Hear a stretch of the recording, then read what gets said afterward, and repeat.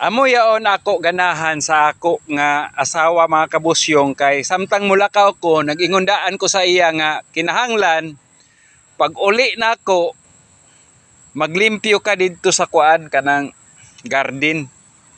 So iya gayud gituman mga kabusyong ingana ako ka kuan tinahod sa ako nga asawa.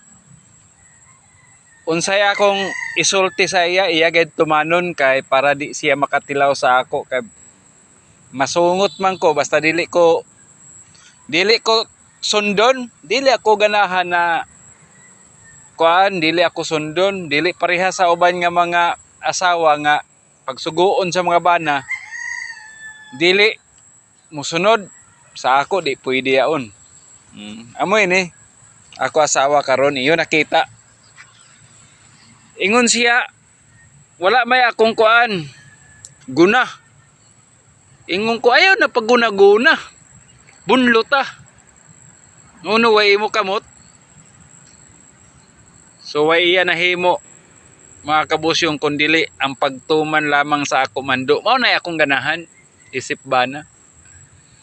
So ako tambag sa mga magtiayon inyo gayud tumanon ang inyo bana para dili masuko sa inyo ha. No? Dili ka mo rimitan. Kung naay ilang kita na kwarta, dili ka mo rimitan. Nganong rimitan man mo nga dili man mo mutuman. So ingana kinahanglan magpangurog gayud kamo sa pagtuman sa iyong bana, magpangurog gayud kamo. Kinahanglan ba mura bitaw kanang matarantar kamo sa pagtuman?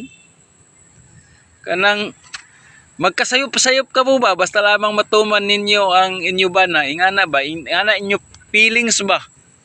Muna imong ganahan kanang magka tarantar ka mo basta lang matuman kami.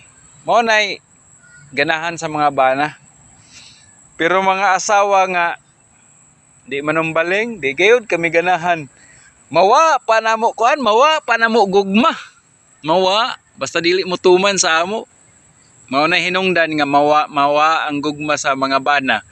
Kun ang mga asawa sugoon dili mo tuman. Valentine's Day. No, sa mga Valentine's Day hapit na mga asawa.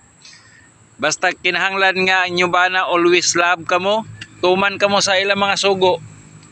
Dili pwede na dili kamo mutuman.